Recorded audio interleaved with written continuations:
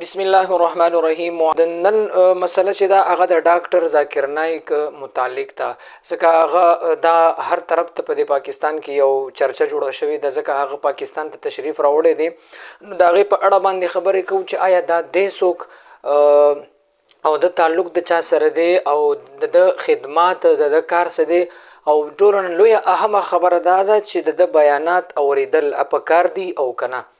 نو د ټولو نه اولنۍ خبره دا د محترمو چې دا سړی دا د هندوستان دی، په 1965 کې پیدا شوی دی، ممبئی چې کوم شهر دی د هندوستان د انډیا.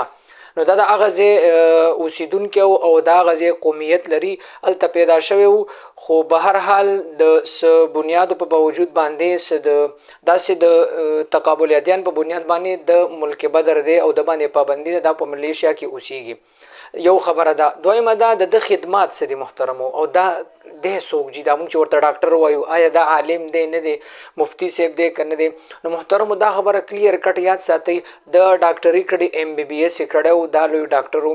دې سره بیا د تقابل ادیان شروع کړی. تقابل ادیان دا معنا په دنیا کې چې څومره مذهبونه دینونه دي، عیسیت دی، یهودیت دی، داسې بود مت دی، هندوانو مذهب دی، دغرنګې د اسلام دی، مختلفو مذهبونو باندې د هغه عبور حاصل کړ، مطالعه وکړله، محنت یې وکړلو. نو دا په هغه سپیشلایزیشن په تقابل ادیان کې کړی دی. دا اوس د دینونو او د ادیانو هغه سپیشلیسټ حسابیږي. نو محترمو دا په هغه اعتبار باندې نو دغه وجه وه چې د کله په هندوستان کې دغه سپیشلایزیشن د ادیانو وکړلو، نو د هندوان هغه ډېر مسلمانېدل، عیسیان مسلمانېدل. اول ته حکومت د هندوانو دی، هغه ملک د هندوانو دی، سرکاري سطح باندې. نو هغې په د پابندي ولګوله چې دا خو زموږ نه ډېر خلک د مسلمانان کړل، نو هغه لاړو ملیشیا ته اوسیږي. نو محترمو علم یې نه دی کړی، مدرسې نه فارغ نه دی، دغه رنګي چرته مفتیتوب کورس نه دی کړی او عالم هم نه دی، صرف د ډاکټر او تقابل ادیان یې کړی دی. دغه یو دغه په اړه باندې خبر او دغه د زیاتیت سره. دویمه خبره دا ده، آیا د هغه بیان اوریدل پکار دي او که نه. اهمه خبره دا ده محترمو، د ډاکټر ذاکر نایک بیان اوریدل نه اوریدل، دې نه مخکې یو خبره زه تاسو ته کوم، هغه ده چې په هر یو فن کې د هر یو سړي هر یو فن کې یو خپل شخصیت هغه ماهر وي. پکار دی چې موږ د هغې هغه تقلید وکړو او مثال د هغه خبرې ومنو. لکه اوس ماته جسم کې مسله راشي، زه به د دې دپاره یو ډاکټر له معلومات کوم. زما په کور کې مثال د کور مرمت مسله ده، زه به داسې د لنټریانو سره یا داسې چې کوم کاریګر خلک هغې سره به رابطه کوم، د هغې خبره به نم. همدغه خبره ده. نو د ډاکټر ذاکر نایک بیانونه محترمو دوه قسمه دي. موږ ته اکثر ملګري میسیجونه هم کوي یا په واتساپ باندې رابطې وکړي، د خو دا مسله کړې، آیا دا ټیک ده ټیک نه ده. نو د ټولو ملګرو ته دا پیغام دی، دا کلیر کټ واورئ.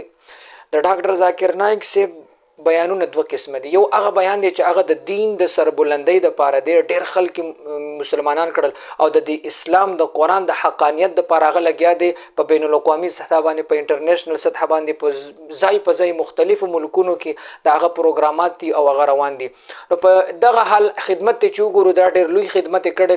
د لاسه زموږ اسلام خلکو وپېژندله، د لاسه قرآن حقانیت خلکو وپېژندله، دا دین اسلام شریعت دا پاک دین خلکو ته ور ورسېدله. ډېر د خلک د ګنده هغه دینونو نه، د کفر نه، د بت پرستۍ نه راووتل، د په واسطه باندې اسلام ته را داخل شول. دا د ډېر لوی خدمت دی.